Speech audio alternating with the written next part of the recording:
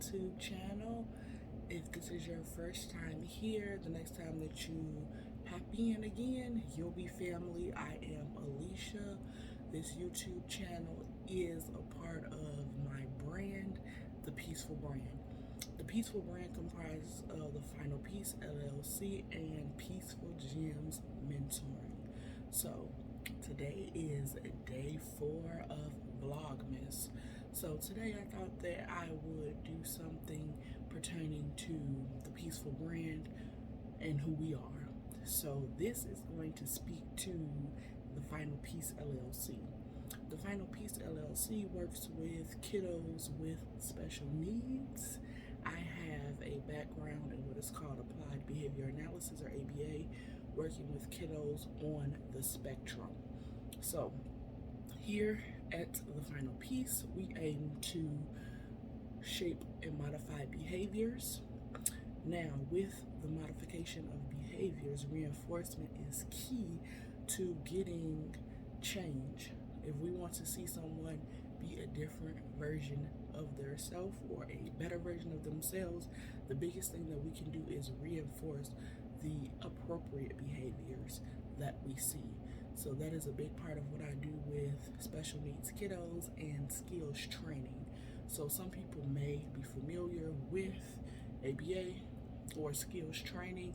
So this is going to be a mix. The services that a kiddo will receive from the Final Peace will be a mix of those, but we have our own special tweak with it. So the biggest thing that I believe and I stand for when working with your kiddos would be that there is nothing abnormal or strange about them. They simply have differences that make them who they are. So one, we aim to celebrate those differences. Let your kiddo know, hey, it's okay to be you. We're just teaching them things that are functional to help them thrive in society with the version of themselves that God has created them to be. 2, we teach them to advocate for themselves, and we teach you as parents to advocate as well. 3, so we do have individualized plans for your kiddos.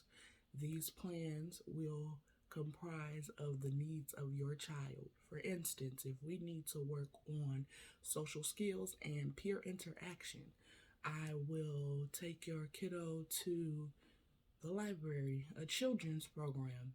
I picked that because it is winter where I am, so it's colder and we need indoor activities.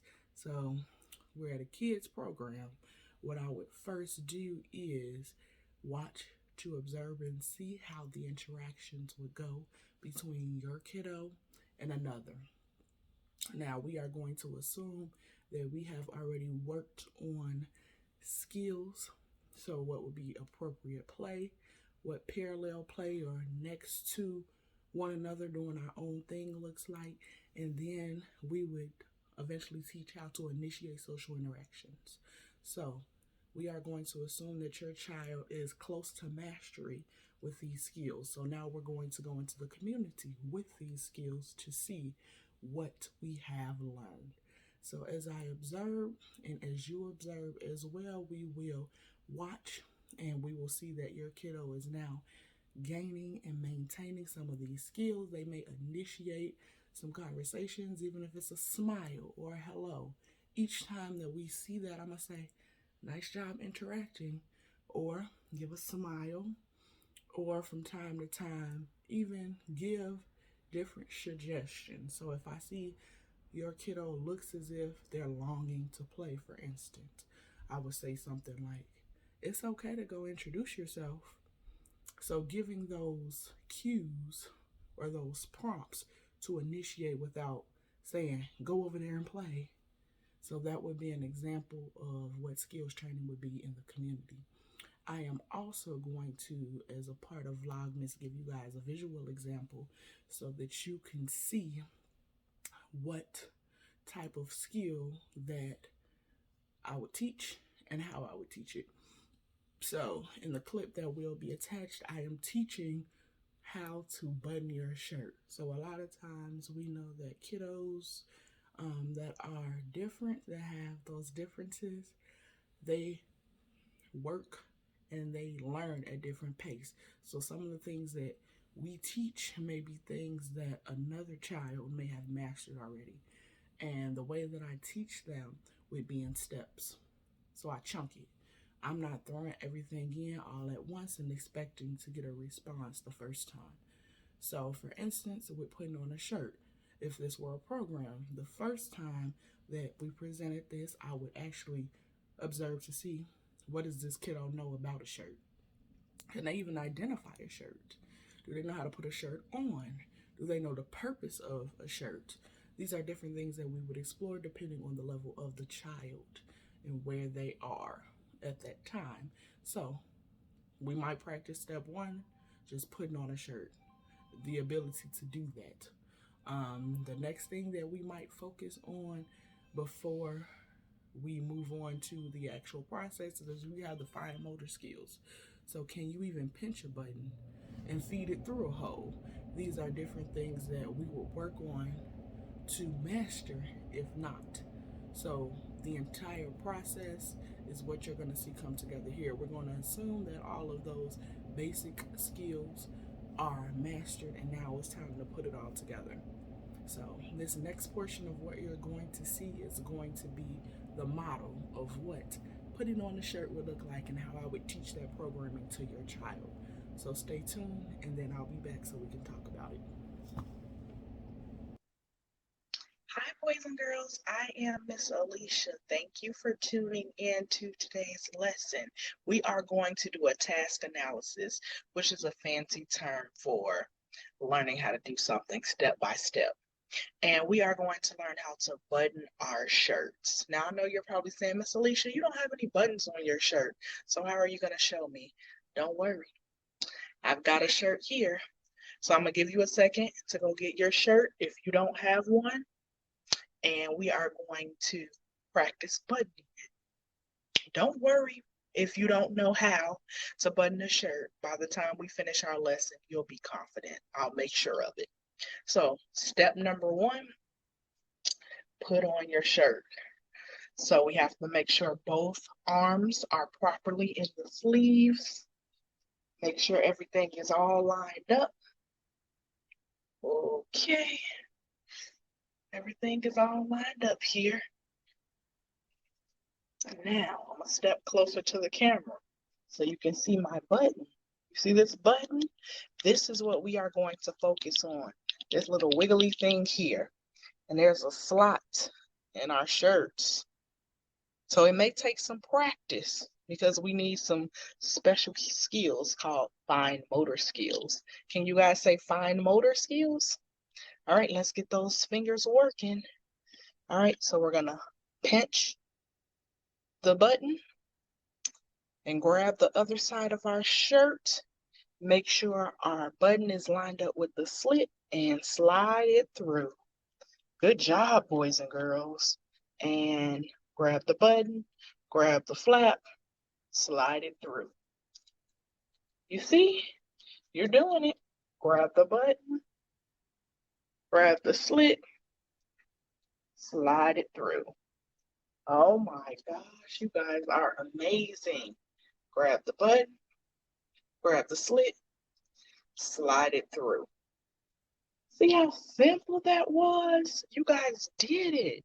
Congratulations. Now, let's try it one more time, a bit faster. And the person that does it the quickest gets some bonus points. Are we ready? On your mark, get set, button. Oh my gosh, you guys are getting it. Nice job, everybody. Nice. Points for everyone. Does anybody have any questions about how to button our shirt? No? Okay. So we went over this process because it's important for us to know how to properly get dressed. We may need to get up and go to school after we wash our face, wash up and brush our teeth, or we may need to go to the doctor and button up our clothes. Mom and dad aren't always there to help, and sometimes it just feels good to let them know that we're big boys and girls. So until next time, see you later. All right, so now that you've had the opportunity to watch the clip of the model, you are able to see in real time what it would look like. So I am not doing this programming or this model with a kiddo, and the reason that I am not doing that is for privacy and security. So we do not always have the permission of parents or guardians to post kiddos, and then even still with their development being so private, I like to keep certain things intimate within a setting and organic. So you may possibly be able to go on sessions with me or see different parts of sessions. I have had a parent agree to that, but I want it to be in the appropriate settings. But either way, you get the gist. You see what the model would look like. That tone of voice that I'm using, for example, something that is more encouraging to the child. I am also giving those verbal directions as well as doing what I am expecting. So, in order to get success, you have to, yes, set an expectation, but you also have to model what that expectation is, depending on the prompt level that the child is at. So, for instance, if they are at independent, then obviously they can do it themselves. But some children need gestural prompts, they need visual prompts, which is what I provided. Um, they need verbal prompts. You hear some verbal prompting in there. So, whether it's partial or full prompting, it would depend again on the level. So, partial means I'm helping you. So, if I were giving you a verbal prompt, partially, instead of saying, for instance, this pen, if the question were a fill in the blank or interverbal, you write with a, and the child should respond, pen. But if I'm having a conversation and they're just filling in and I say you write with a, they don't respond. You would give some type of response time. If they still don't say anything, I could give a visual. And then I would say you write with a and put up the pen, and they would say pen once they see it. So there are different levels. Sometimes, if a child is close to mastery, they are on the independent level, as I mentioned before, so they won't need you to say or do much. So, that is something else I consider where the child is. Of course, we want them to elevate and move higher, but you don't want to push them too much or too hard. So, you need to be considerate of what they can do and where they need to be, and give them the tools to fill this space and bring the two together. So I just kind of wanted to show you in real time what we do here at the Final Piece LLC, what services can look like. I did mention before that this is geared towards kiddos with special needs. Those kiddos do not have to be those with a specific diagnosis. I know that some kids have actual medical diagnosis. Other kids are working off of a simple IEP, but they don't have the medical background for it. That is fine. That is okay. We are just here to help you guys get a start, get a tackle on it. Also, we specialize in working with kiddos of color, African Americans, um, or people of African descent. So we are doing that not to be exclusive to others, but to be inclusive within the community, because we do not always, as people of color, embrace differences or know how to work with them. So I want to target our community, give us the skills, tips, and tricks to embrace these individuals, work with them, and if we are those individuals, then giving us the tools to be successful enough to thrive in society and advocate for ourselves. Also, we work with kids that may not necessarily know or have an official something in place, or an official hey, this is what's going on with your child. So it could be you as a parent having an inkling that, hey, my kid needs help with skills. We work with that too. It doesn't have to be somebody that has an IEP or has a medical diagnosis. So I do want to stress that if you don't know what's going on, that we're still here for you too. So thank you so much for tuning in today for Vlogmas Day 4. Can't wait to see you guys tomorrow. And don't forget, like, comment, and subscribe down below.